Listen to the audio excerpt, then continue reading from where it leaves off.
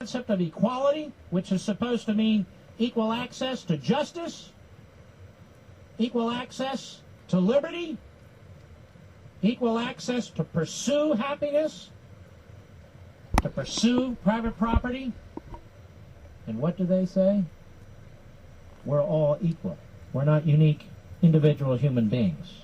They completely twist it into some kind of a sick Marxist viewpoint. Equality of outcomes. That's where they are. And they don't care what they have to do. And it's not good enough that they experiment on us within our own boundaries. No. This is now a worldwide issue. We Americans, we're too rich. We're too powerful. We got to give it up. We've got to downsize the way we live and who we are. We've got to submit to the tyrannies of the world. Not one damn word from Obama or these other leftists, and that would include Schmegel and Lugar. Not one damn word about what the rest of the world needs to do in order to advance its own cause and its own people. Not one word about their responsibility, about how they need to reform. No, you and me. More than you and me, really. The next generation, our children. They insist that they live poorer, that they be poorer. They insist that they lower their sights. They insist that the American dream that you and I pursue isn't an American dream at all, that it's a nightmare. They want us to look at this country through the lenses of the glasses worn by Marxists in other capitals, people who don't like us in other capitals. We're supposed to measure our worth and our value based on what people overseas say about us. I talked about this the other week. Why should we do that? What did I say? I'm told some columnist wrote about this too. World War I, World War II, genocide, Marxism, National Socialism. We didn't invent that. Europe invented that. Remember I said that?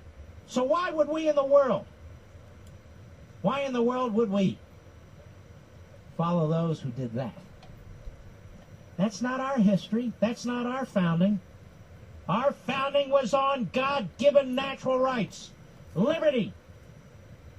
Liberty. Equal access to justice. Opportunity.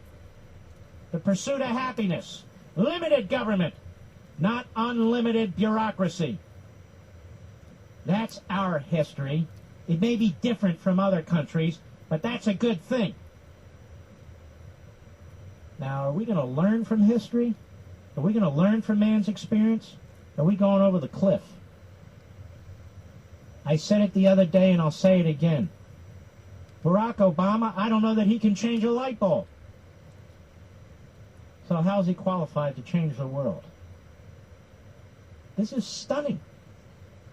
If he is elected president, we're going to look back on this a generation from now, or at least our children or grandchildren will, and they're going to ask you and me, how could you do this? How could you do this? How could you impose on us the kind of massive entitlements that this man is pursuing? How could you impose on us the kind of tyranny that this man is promoting through both our own government, if he has his way, and international institutions? How could you do this to us? When your forefathers, they will ask, left you a country that was free and secure and fought on battlefields throughout the world, not for national health care, not for a global poverty act, but for our way of life. How could you do this to us? Ladies and gentlemen, it takes one election to get the kind of change that Barack Obama and his drone-like followers are demanding. Our numbers are dwindling. What do I mean by that? Our numbers, the people who love this country because they understand its institutions and traditions and customs, the people who love the Constitution because they're actually literate enough to understand it in English, the people who love our founding under the Declaration of Independence and understand about God-given natural rights, the people who love liberty, who respect success, who earn everything they have. You and me, our numbers are dwindling. They're dwindling. And we are it. We are the line in the sand. We are the line in the sand against tyranny. I don't care how it comes dressed. I don't care if it comes dressed up in a Harvard graduate talking about change and hope.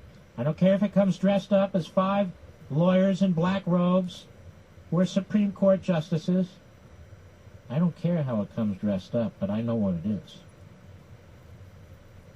When are we going to have a candidate who talks about the Declaration of Independence? When are we going to have a candidate who talks about the Constitution? When are we going to have a candidate who celebrates successful entrepreneurial activity, who celebrates American enterprise, who celebrates the creation of wealth and the creation of jobs? Where is that candidate?